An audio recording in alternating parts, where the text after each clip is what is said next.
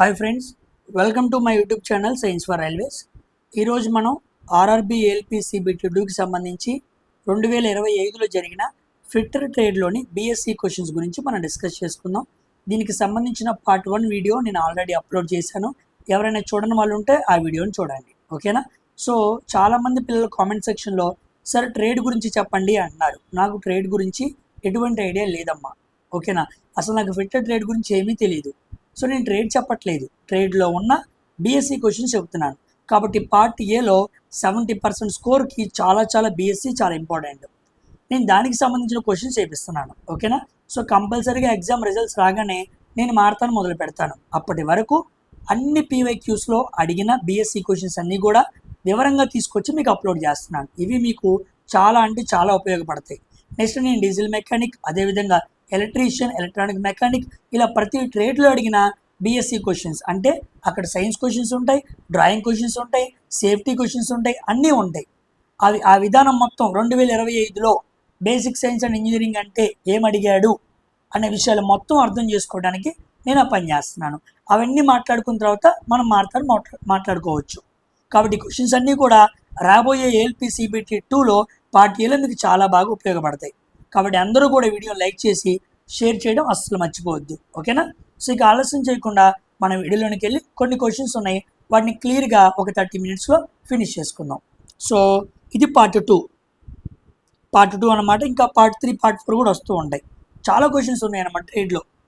So ఇవన్నీ కూడా మీకు నెక్స్ట్ ట్రేడ్లో కూడా అడగచ్చు, అర్థమైందా? ఈ ట్రేడ్ మీకు డ్రాయింగ్ క్వశ్చన్స్ ట్రేడ్లో కూడా ఉన్నాయని చెప్పాను కదా.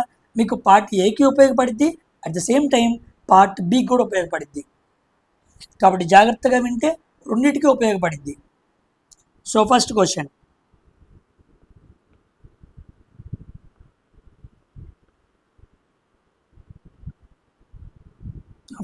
చూడండి.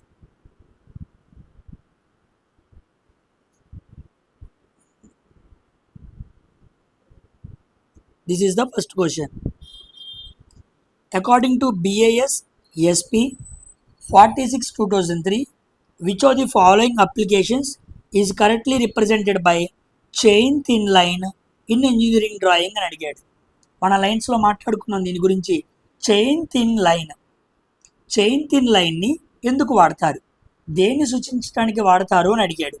హిడెన్ ఎడ్జెస్సా? కాదు. Centre lines, yes. సెంటర్ లైన్స్ని చూపించడానికి మనం చైన్ థిన్ లైన్ వాడుతూ ఉంటాం, మధ్య రేఖలు. ఎందుకు? ఈ సెంటర్ లైన్స్ ద్వారా మనం యాక్సిస్ని రిప్రజెంట్ చేయొచ్చు, సిమెట్రికల్ లైన్స్ని కూడా మనం రిప్రజెంట్ చేయొచ్చు అనమాట. ఉదాహరణకి మీకు ఎగ్జాంపుల్ చూపించాలంటే ఇదిగోండి, దీన్ని సెంటర్ లైన్ అంటారు, ఓకేనా? ఇలా ఉండిద్ది, పెద్ద డాషు చిన్న డాష్, పెద్ద డాషు చిన్న డాష్. దీన్ని లాంగ్ చైన్ థిన్ లైన్ అని పిలవాలన్నమాట, ఓకేనా? వెరీ ఇంపార్టెంట్, దానికి వాడతాం. నెక్స్ట్ విజిబుల్ ఎడ్జెస్కి మనం ఏం వాడతాం? విజిబుల్ లైన్స్ వాడతాం. విజిబుల్ లైన్స్ ఎలా ఉంటాయి? థిక్గా ఉంటాయి అన్నమాట. ఇదిగోండి, ఆబ్జెక్ట్ లైన్స్ అన్నా, విజిబుల్ లైన్స్ అన్నా, ప్రిన్సిపల్ లైన్స్ అన్నా, అవుట్ లైన్స్ అన్నా ఒకటే. ఇదిగోండి, వీటిని ఎడ్జెస్ అంటారు. చూసారా? వాటి ఎడ్జెస్ని ఎప్పుడు రిప్రజెంట్ చేయడానికి, విజిబుల్ కంటికి కనపడుతున్న వాటిని చూపించడానికి మనం ఈ లైన్స్ని వాడతాం. ఇవి కంటిన్యూస్ థిక్ లైన్స్ అన్నమాట, గుర్తుపెట్టుకోండి. తర్వాత హిడెన్ లైన్స్, ఇదిగోండి, ఆ హిడెన్ లైన్ రిప్రజెంట్ చేయడానికి ఇలా వాడతాం. ఇగో ఇదేమో మధ్యలోదేమో సెంటర్ లైన్, కానీ పక్కన గీసాడు చూసారా, దాన్ని హిడెన్ లైన్ అంటాం. హిడెన్ లైన్ ఎప్పుడు కూడా ఇలా ఉండిద్ది అనమాట, స్మాల్ డాషెస్తో ఉండిద్ది. అందుకే దీన్ని ఏమంటారంటే డాష్డ్ లైన్ లేదా డాటెడ్ లైన్ అని పిలుస్తూ ఉంటాం. హిడెన్ ఎడ్జెస్ చూపించడానికి మనం వాడుతూ ఉంటాం, ఓకేనా? ఇంకా డైమెన్షన్ లైన్స్ అంటే ఇదిగోండి, ఇదన్నమాట.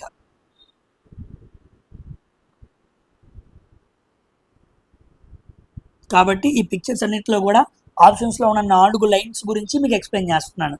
కాబట్టి ఇప్పుడు మన క్వశ్చన్కి ఆన్సర్ ఏమవ్వాలి? సెంటర్ లైన్స్ అవ్వాలి. So centre lines are long chain thin lines used to represent axis or symmetrical lines అనమాట. సిమెట్రికల్గా ఉన్నాయా లేదా సెంటర్ లైన్స్ని అన్నిటిని డయామీటర్ లైన్స్ని చూపించడానికి ఉపయోగపడుతూ ఉండిద్ది. So first option is the correct answer. Coming to second question. When selecting a sheet size for an original drawing, what should be the primary consideration అన్నాడు.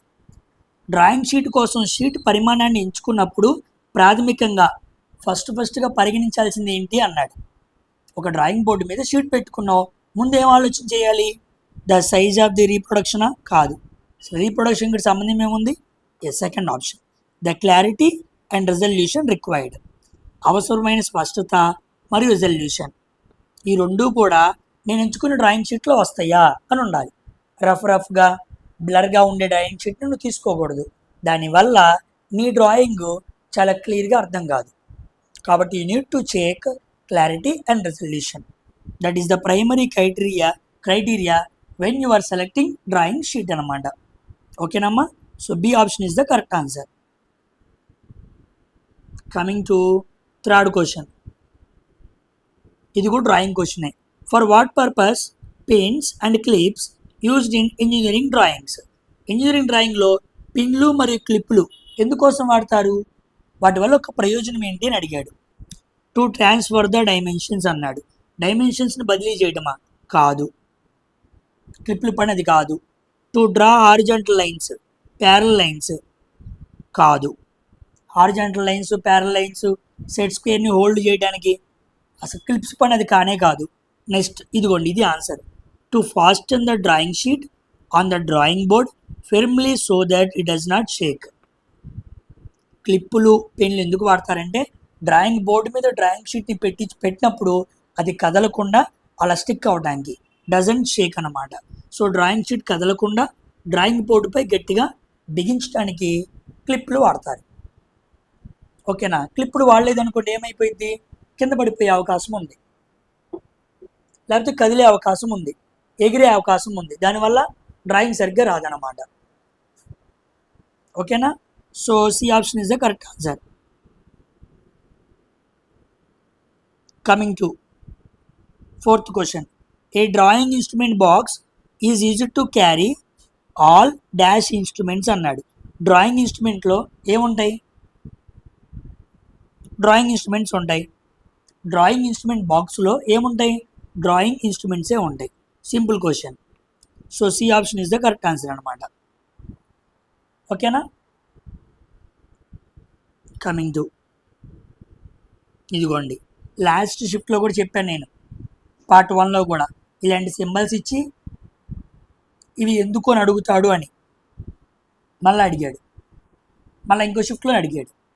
What does the given surface finish symbol represents? ఇచ్చిన ఉపరితల ముగింపు surface finish అనేది దేని సూచిస్తుంది అన్నాడు. ఇవన్నీ కూడా సర్ఫేస్ ఫినిష్కి సంబంధించిన ఒక 4 రకాలు ఉంటాయి అని మీకు చూపించాను. దీని అర్థం ఏంటి అంటే ఇదిగోండి, material removal is not allowed. ఇలా ఎప్పుడైనా పెట్టి అక్కడ ఆ మధ్యలో సర్కిల్ ఇలా ఉండకూడదు, యాక్చువల్లీ ఇలా ఉండకూడదు, ఈ మధ్యలో ఉండాలన్నమాట. ఓకేనా? ఇలా ఉంది అంటే అర్థం ఏంటంటే ఈ ఉపరితలంపై పదార్థ తొలగింపుకు అనుమతించబడదు. ఈ ఉపరితలం నుంచి నువ్వు ఎటువంటి పదార్థాన్ని తీయకూడదు. ఇక్కడ చక్కగా పాలిష్ అయ్యి ఎటువంటి మిషన్ అవసరం లేకుండా ఉంది కాబట్టి ఇక్కడ నుంచి పదార్థాన్ని తీయకూడదు. Not allowed. Material is not allowed. నాట్లో ఓ గుర్తు పెట్టుకోండి, ఓ అని అర్థం అన్నమాట. ఓకేనా? So D option is the correct answer. Coming to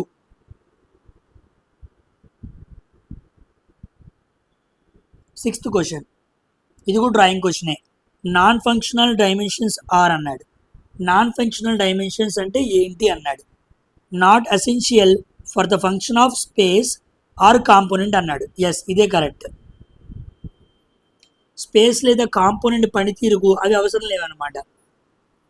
non functional అంటే ఆ డైమెన్షన్స్ని మనం అట్లా పట్టించుకోం. ఉదాహరణకి ఒక లెంత్ ఉంది, మనం ఇలా కొలిచి లెంత్ అని మెన్షన్ చేసాం. ఇది చాలా ఇంపార్టెంట్ డైమెన్షన్. ఒక వస్తువును తయారు చేయాలన్నా, ఒక కన్స్ట్రక్షన్ చేయాలన్నా, ఒక ఎలక్ట్రికల్ సర్క్యూట్ని డిజైన్ చేయాలన్నా లెంత్, విడ్త్ ఇలాంటివి చాలా కావాలి. కాబట్టి వీటిని ఎసెన్షియల్ డ్రాయింగ్స్ అంటారు, డైమెన్షన్స్ అంటారు. కానీ కొన్ని ఉంటాయి ఇంజనీరింగ్ డ్రాయింగ్లో జస్ట్ రిప్రజెంటేషన్ చేస్తాడు అంతే. ఓకేనా, ఇవి ఇంక దానికి వల్ల ఏ ప్రయోజనం ఉండదు అనమాట. Just representation, just to show or represent, అంతేగాని వాటిని అంత కన్సిడరేషన్లోకి మనం తెచ్చుకోం. కాబట్టి వాటిని నాట్ ఎసెన్షియల్ అంటారు, గుర్తుపెట్టుకోండి. Coming to 7th question. In forward vernier scale, ఇది మనకి యూనిట్స్ అండ్ డైమెన్షన్ నుంచి అడిగాడు. Forward vernier scale the size of the vernier scale division అన్నాడు. The size of the vernier scale division గుర్తుపెట్టుకోండి. మనకి ఇక్కడ మెయిన్ స్కేల్ రీడింగ్ ఉండిద్ది, vernier scale reading ఉండిద్ది. Vernier scale reading main scale reading కన్నా ఎప్పుడు తక్కువే ఉండిద్ది. ఓకేనా, smaller than 1 main scale division. Very very important. Main scale reading అనేది పెద్ద వాల్యూ, వెర్నియర్ స్కేల్ రీడింగ్ అనేది చిన్న వాల్యూ చూపించింది. అది కూడా మెయిన్ స్కేల్ రీడింగ్తో చాలా తక్కువ ఉండిద్ది. సో 1 మెయిన్ స్కేల్ డివిజన్ కన్నా చిన్నగా ఉండిద్ది. Very very important. ఓకేనా, main scale reading plus vernier scale reading into least count వేసామనుకోండి, మనం వెర్నియర్ కాలిపర్స్ ద్వారా ఒక వస్తువు యొక్క మందాన్ని సైజుని కొలవచ్చు అనమాట. ఓకేనా, మీకు ఆల్రెడీ చెప్పాను 0.1 mm లేదా 0.02 mm లేదా 0.05 mm, ఇవన్నీ కూడా రకరకాల లెంతులు కలిగిన వెర్నియర్ కాలిపర్సుల యొక్క లీస్ట్ కౌంట్ అనమాట. ఇన్ని ఉన్నాయి కాబట్టి దీని లీస్ట్ కౌంట్ ఎక్కువగా అడగడు. ఓకేనా, ఎందుకంటే 2-3 వాల్యూస్ ఉన్నాయి కాబట్టి. స్క్రూ గేజ్ లీస్ట్ కౌంట్ అడుగుతుంటాడు. స్క్రూ గేజ్ ఏంటి, 0.01 mm, గుర్తుపెట్టుకోండి. లీస్ట్ కౌంట్ ఆల్రెడీ నేను ఫస్ట్ షిఫ్ట్లో క్లియర్గా చెప్పాను లీస్ట్ కౌంట్ అంటే ఏంటి, వాటి ఫార్ములాస్ అన్నీ కూడా. కమింగ్ టు 8వ question. What is the single riveted lap joint? మీకు ఆల్రెడీ ల్యాప్ జాయింట్ గురించి క్లియర్గా ఫస్ట్ షిఫ్ట్లో ఎక్స్ప్లెయిన్ చేశాను. మళ్ళీ క్వశ్చన్ వచ్చింది. సింబాలిక్ రిప్రజెంటేషన్స్లో మనం మాట్లాడుకున్నాం డ్రాయింగ్లో, దాని మీద క్వశ్చన్ అనమాట. సింగిల్ రివిటెడ్ ల్యాప్ జాయింట్ అంటే ఏంటి అన్నాడు. ఇదిగోండి ఇక్కడ మీకు చూపిస్తాను. ల్యాప్ జాయింట్ అంటే ఇదిగో ఒకదాని మీద ఒకటి ఇలా ఉండాలి. స్ట్రాప్ జాయింట్ అంటే ఇలా 2 పెట్టి పైన ఒక బద్ద పెట్టాలి. ఓకేనా, ఇదేమో సింగిల్ అనమాట, ఇలా ఉంటాయి. ఇవి డబుల్ అనమాట, ఇలా ఉంటాయి. మీకు అర్థం అవడానికి సింపుల్ తీసుకొచ్చారు. ఇప్పుడు వాడు ఏమన్నాడు, సింగిల్ రివిటెడ్ అన్నాడు. ఇదిగోండి సింగిల్ రివిటెడ్ అంటే మనకు ఒకే ఒక బోల్ట్ కనపడుతుంది. కాబట్టి మనం ఏం చెప్పాలి, జస్ట్ మేడ్ విత్ 3 రోసా కాదు, 4 రోసా కాదు, 2 రోసా కాదు, ఓన్లీ 1 రో. జాయింట్ మేడ్ విత్ ఓన్లీ 1 రో ఆఫ్ రివెట్స్. రివెట్ అంటే ఒక మేకు లాంటిది అనమాట. ఓకేనా, ఎలా ఉండిద్దో చూపిస్తానండి. పిక్చర్ కూడా తీసుకున్నాను, యాడ్ చేయడం మర్చిపోయాను. అది మీకు చూపిస్తే నేను క్లియర్గా నాకు అర్థమైంది. ఎస్, ఇలా ఉండిద్ది అనమాట. చూసారా రివిటెడ్ ఎలా ఉందో, అలా కిందకి బోల్ట్ ఉండిద్ది అనమాట. ఓకేనా పాయింట్. ఇది బొమ్మ ఇక్కడ, ఇదిగోండి ఇవి డబుల్ రివిటెడ్, ఇవి త్రిబుల్ రివిటెడ్, ఇవన్నీ సింగిల్ అనమాట. డబుల్ అనుకోండి ఇలా ఉండాలి, 2 పెట్టి ఇలా పైన జాయింట్ పెట్టాలి. ఇక్కడ డబుల్ రివిటెడ్ 4, 6 అనమాట. ఇక్కడికి డబుల్ అయింది, 1 × 2, 2 × 2 4, 3 × 2 6, అలాగనమాట. గుర్తుపెట్టుకోండి, చాలా చాలా ఇంపార్టెంట్. వీటి మీద క్వశ్చన్స్ బాగా అడుగుతాడు. Coming to 9th question. What is the advantage of giving heat treatment to material? ఒక మెటీరియల్కి హీట్ ట్రీట్మెంట్ ఇవ్వడం వల్ల కలిగే ప్రయోజనం ఏంటి అన్నాడు. To decrease the melting point. Melting పాయింట్ని డిక్రీజ్ చేయగలమా? కాదు. Increase the weight of the material. Heat చేస్తే వెయిట్ పెరిగిపోయిద్దా? కాదు. To change it from 1 element to another element. మనం ఇది అనుకుంటాం, చాలామంది సి ఆప్షన్ పెట్టే అవకాశం ఉంది. కాదు, ఎలిమెంట్ టు ఎలిమెంట్ అన్నాడు. ఒక మూలక నుంచి ఇంకో మూలకానికి మారుస్తామా? మూలకం అనే పదం ఇంపార్టెంట్. ఒక ఫామ్ నుంచి ఇంకో ఫామ్ అలా, ఒక ఎలిమెంట్ టు ఇంకో ఎలిమెంట్ అన్నాడు, అక్కడ తప్పైద్ది. సోడియంని వేడి చేస్తే పొటాషియం వచ్చిద్దా? ఒక ఎలిమెంట్ మారిద్దా? కాదనమాట. ఆన్సర్ ఏంటి? To make surgical knifes of sharp edges అనమాట. సర్జికల్ కత్తులకు పదునైన అంచులు తయారు చేయాలంటే వాటిని వేడి చేసి అటు పిమ్మట వాటిని కొట్టి రఫ్ చేయాలన్నమాట. ముందు వేడి చేయడం అనేది చాలా ఇంపార్టెంట్. వేడి చేయకుండా మనం కోరుకున్న షేప్లోనికి ఒక వస్తువుని మార్చలేము. కాబట్టి D option is the correct answer. ఓకేనా? No question. నెక్స్ట్ 10వ question. What is the Pascal's law that is fundamental to hydraulic systems అన్నాడు. హైడ్రాలిక్ సిస్టమ్కి సంబంధించి పాస్కల్ లా అంటే ఏంటి అన్నాడు. చూద్దాం. Force is inversely proportional to ప్రెజరా? కాదు. Pressure equal to force by area, directly proportional కదా. Pressure equal to force by area, directly proportional కాదు. Pressure is confined fluid is constant at all points అన్నాడు. ఇది రైట్. ప్రెజర్ అనేది ఒక ఫ్లూయిడ్లో ఎలా ఉండిద్ది అంటే పరిమిత ద్రవంలో పీడనం అన్ని బిందువుల వద్ద స్థిరంగా ఉండిద్ది. అందుకే మనం దాన్ని ఏమనుకోవాలి?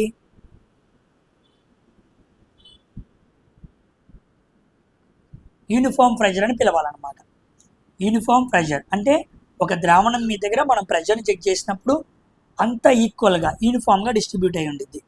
ఇక్కడ కూడా అంతే. ఒక చోట ప్రెజర్ అప్లై చేస్తే ఇంకో చోట ప్రెజర్ ఏమైపోయింది? ఆల్ డైరెక్షన్స్కి ఈక్వల్గా డిస్ట్రిబ్యూట్ అయ్యిద్ది. దాని ద్వారా ఎన్నో వస్తువులు హైడ్రాలిక్ సిస్టమ్స్ని ఆధారం చేసుకుని పనిచేస్తున్నాయి. Pascal law very very important. B option is the correct answer అన్నమాట. ఇదిగో హైడ్రాలిక్ సిస్టంలో శక్తిని సృష్టించలేము, నాశనం చేయలేము అన్నాడు. తప్పు. అది హైడ్రాలిక్ సిస్టమ్ కాదు, థర్మోడైనమిక్స్ అన్నమాట. నెక్స్ట్ 11వ question. The unit of specific gravity. Specific gravity విశిష్ట గురుత్వం యొక్క ప్రమాణం ఏంటి అన్నాడు. Simple. Specific gravity formula equal to density of object, ఒక వస్తువు సాంద్రత by density of water. So రెండు డెన్సిటీ కాబట్టి యూనిట్స్ ఏమైపోతాయి? క్యాన్సిల్ అయిపోతాయి. కాబట్టి నో డైమెన్షన్ లైన్స్. స్పెసిఫిక్ గ్రావిటీకి ఏముండదు? ప్రమాణం ఉండదు. అంతే కదా. డెన్సిటీకి యూనిట్స్ ఏంటి? Kilogram per metre cube by kilogram per metre cube. Cancel అయిపోయింది. అందుకే యూనిట్స్ ఉండవు అన్నమాట. ఓకేనా. సో ఏ ఆబ్జెక్ట్ అయినా తీసుకోండి, దాని సాంద్రతని నీటి సాంద్రతతో పోలిస్తే అప్పుడు మనం చెప్పచ్చు. నీటి సాంద్రత ఎంత? 1000 kilogram 1 kilogram per metre cube లేదా 1000 గ్రామ్ పర్ సెంటీమీటర్ క్యూబ్. గుర్తుపెట్టుకోండి, వెరీ వెరీ ఇంపార్టెంట్.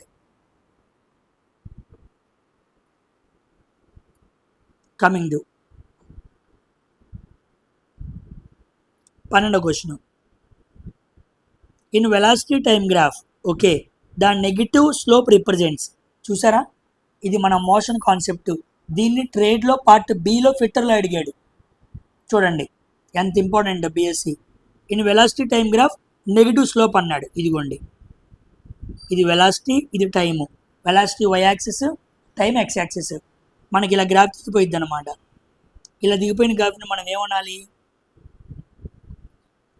రిటార్డేషన్ అనాలి, క్షీణత అని, లేదా ఆర్ నెగిటివ్ యాక్సలరేషన్ అనాలి.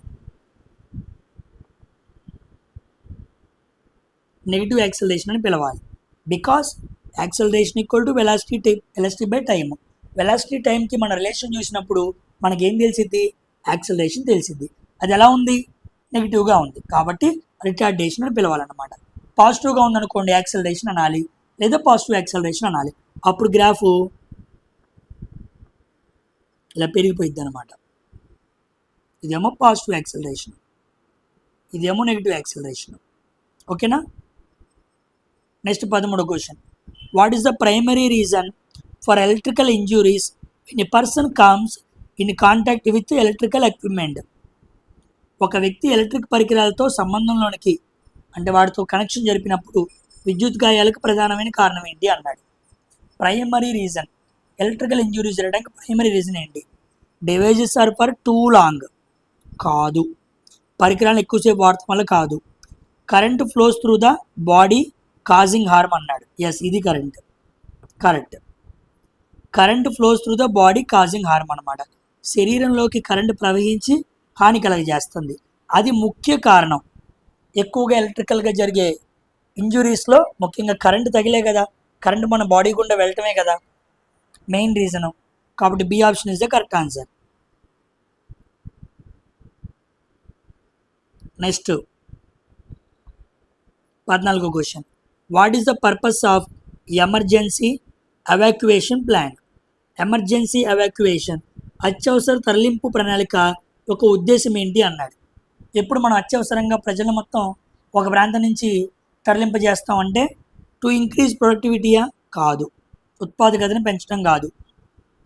To ensure safe and orderly evacuation during emergencies అన్నాడు. ఎస్, ఇదనమాట. అత్యవసర పరిస్థితుల్లో సురక్షితమైన మరియు క్రమబద్ధమైన తరలింపు నిర్ధారించడం అన్నమాట. ఇప్పుడు దేశాల్లో యుద్ధాలు జరుగుతున్నప్పుడు కూడా ఏం చేస్తారు, ఆ ప్రాంతంలో ఉన్న భారతీయుల్ని ఒక ఆపరేషన్ పెట్టుకొని ఎవాక్యువేషన్ అత్యవసరంగా తరలిస్తారు. అక్కడ ఉంటే వాళ్ళ ప్రమాదాలు పోయే అవకాశం ఉంది కాబట్టి. ఓకేనా? కమింగ్ టు 15వ question. What should you do to ensure your personal safety at work? కార్యాలయంలో నీ వ్యక్తిగత భద్రతను నిర్ధారించుకోవడానికి, కాపాడుకోవడానికి నువ్వేం చేయాలి అని అడిగాడు. To take risks and finish task క్విక్లీయా? కాదు. పనులు త్వరగా చేద్దాం అని రిస్క్ తీసుకోవడం వల్ల సేఫ్టీ ఉండదు. Ignore warning signs and instructions. హెచ్చరిక సంకేతాలు, సూచనలు వదిలేయాలా? కాదు. Wear personal protective equipment. Yes, ఇది పీపీఈ కిట్ని ధరించాలి. నువ్వు పనిచేస్తున్న చోట ఇండస్ట్రీలో వ్యక్తిగత పరిరక్షణ పరికరాలని పీపీఈ కిట్ని ధరించాలి. Personal protective equipment kit. దానివల్ల నీకు ప్రమాదం జరగకుండా ఉండుద్ది, నువ్వు సేఫ్గా ఉంటావు. So C option is the correct answer అనమాట. సో ఇవన్నమాట టోటల్. ఈ పార్ట్లో మనం టోటల్ 15 క్వశ్చన్స్ మాట్లాడుకున్నాం. ఓకేనా? నేను నెక్స్ట్ పార్ట్ 3 తీసుకొస్తాను. దాంట్లో కూడా ఫిట్టర్ ట్రేడ్లో ఉన్న డిఎస్సి క్వశ్చన్స్ తీసుకొస్తాను. దాంట్లో మరికొన్ని క్వశ్చన్స్ మనం డిస్కస్ చేద్దాం. ఇవి ట్రేడ్కి సంబంధించినది కాదు, ట్రేడ్లో ఉన్న బిఎస్సి క్వశ్చన్స్. మళ్ళా చెబుతున్నాను, ఇవి బిఎస్సికి మాత్రమే ఉపయోగపడతాయి, వేరే వాటికి ఉపయోగపడవు. మీరు బిఎస్సి బాగా నేర్చుకున్నారనుకో, మీకు ట్రేడ్లో 27 మార్కులు క్వాలిఫై అవ్వాలి కదా, మీకు చాలా ఉపయోగం ఉంది. డ్రాయింగ్ ఉంది ఇప్పుడు, ఆ డ్రాయింగ్ ఫ్రీగా మన దగ్గర క్లాసెస్ ఉన్నాయి, అవి వినండి. పీడిఎఫ్స్ కావాలంటే మెసేజ్ చేయండి. ఓకేనా? ఇక్కడ ఎంసీక్యూస్ ప్రాక్టీస్ చేపిస్తున్నాను, పీవైక్యూస్. అవి విని ఈ క్వశ్చన్స్ బాగా ప్రాక్టీస్ చేశారనుకోండి, మీరు గ్రిప్ అవుట్ అయిపోతారు. అప్పుడు బాగా ఎగ్జామ్స్లో స్కోర్ చేయగలరు. ఓకేనా? థర్డ్ షిఫ్ట్ అనాలిసిస్లో మరొకసారి కలుద్దాం. బాయ్.